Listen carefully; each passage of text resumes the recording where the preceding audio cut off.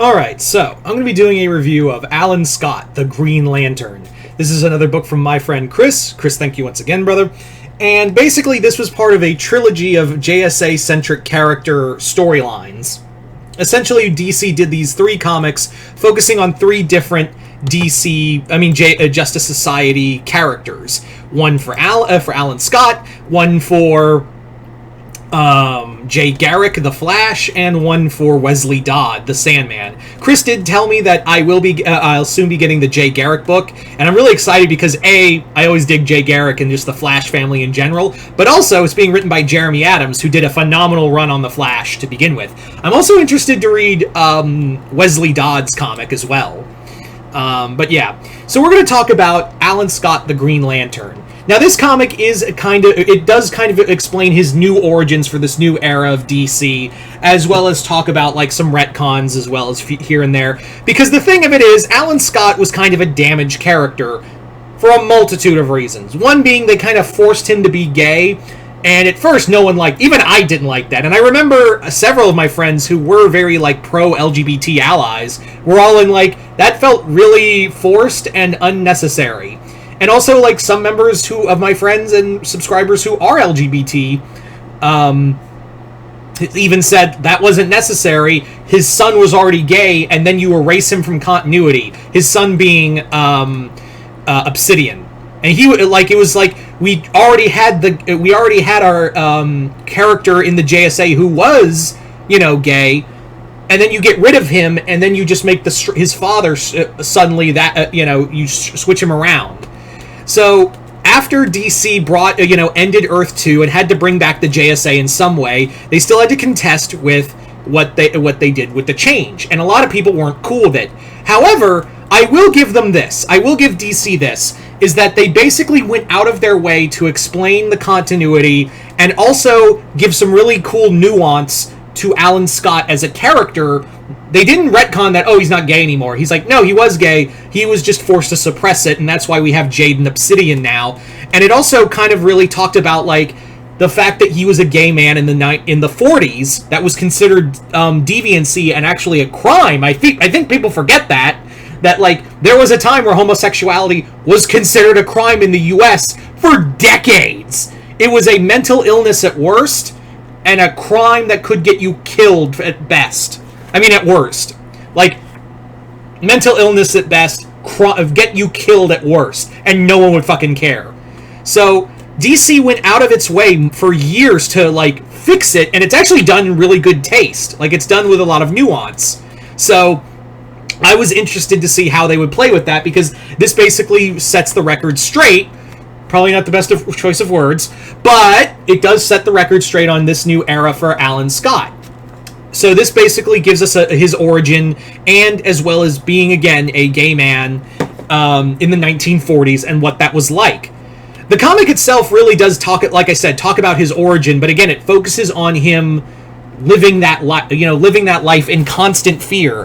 He had a love. He had kind of a husband who turns out he was a Russian spy and becomes the original Red Lantern. Yeah, for those who don't know, there was a Red Lantern in the JSA era of comics, who was a Russian spy who used this thing called the Red Flame. And they actually do a great job in here of expressing what more of what the Green Flame is that gives Alan his power, and also tie it in with the Green Lanterns. They do a great, like, Tim Sheridan, who is the writer of this comic, does a phenomenal job of, like, balancing because you could have easily fucked it up. You could have easily fucked this all up. But Sheridan does a great job of balancing this line of talking about the what it was like back then in the 1940s, and really, it is hard. And it does make you remember, oh yeah, this was really hard for some people. As a straight white man myself, I'm just kind of, like, blown away that there was this level of, I forget sometimes America was and can still be a shitty place. I mean, look at the current times. That's all I'm going to say. So it does play into that, and how they utilize Arkham for that is also kind of really sad. They also, again, Sheridan does a phenomenal job of, like, doing this balancing act of Alan's private life as well as his life as a superhero. There's even like a cool thing where he's just now a member of the Justice Society because Herbert Hoover has got dirt on him. Yeah, Herbert Hoover, for those who remember, was a piece of shit. Let's not forget that. He basically tries to strong arm him. Is like, hey, I'll just reveal who you are.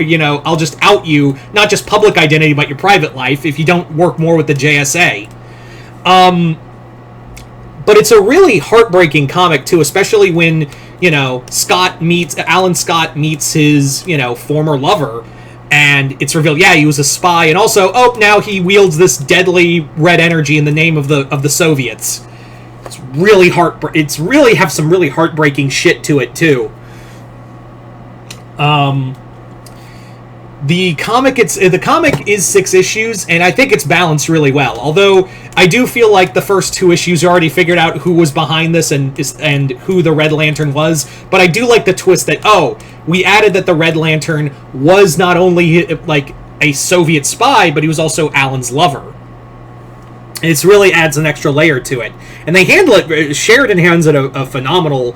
Does a phenomenal job of, again, doing this balancing act of not only, like, tying in with the Justice Society, Alan's private life.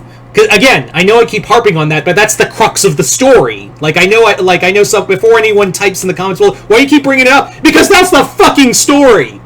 That's like 90% of the comic. So I have to talk about it. Yeah. Also, there's a great moment where, like, Scott is talking to the Spectre, and he's, like, leery about working with the Spectre, because he's like, God doesn't love me, and he's like, and the Spectre goes, I didn't, it's still Jim Corrigan in there, like, he's just now recently become the Spectre, and he's like, I didn't believe in God, and now I work for him, and I can tell you from experience, he does love you, he loves all of you, and he just, like, hugs Alan Scott, and he goes, you are loved by him. You are loved by so many. And I'm just like, it's really fucking sweet. So, I really enjoyed this. This does a great, the one thing I will say that I think, just one little demerit, and that is the fact that they because it's Alan telling his story to his son, Obsidian. And he's basically telling this story, and then he has, like, at the last few pages, he has a throwaway line talking about, I liked your mom, too, and, you were born and all that. It's, like, almost like Sheridan was like, shit, I forgot to talk about the, Jade and Obsidian's mom. Fuck! Write this down real quick, and you're Alan Scott, bye! That's what it feels like, really thrown into the last few pages. That's what it really feels like. But all in all, this is a great comic. I think DC, like I said earlier, has handled Alan Scott's, change in preferences better than what Brian Michael Bendis did with Iceman. Again, Chris did send me Iceman miniseries, so maybe that will have it. Maybe that'll change my opinion on it. But Marvel did really nothing to really stop Brian Michael Bendis from doing that, nor did they do anything to fix it, really, in my opinion. But again, we'll see if I read that Iceman miniseries. Maybe that my opinion will change, maybe, because it's Steve Orlando, he's a great writer. Anyway, do I recommend Alan Scott, The Green Lantern? I do. If you love JSA books, this is a great one. It's kind of just nice to see more of the JSA characters get more and more spotlight. That looks like a bigger initiative for DC going forward. Maybe James Gunn has some plans for the JSA. Who knows? But anyway, once again, I'd like to thank my friend Chris for sending me this comic. And yeah, if you guys have read this comic, comment below, let me know. Other than that, hope you all enjoyed this. I'm Mr. Multiverse. I'll see you next time in the Multiverse.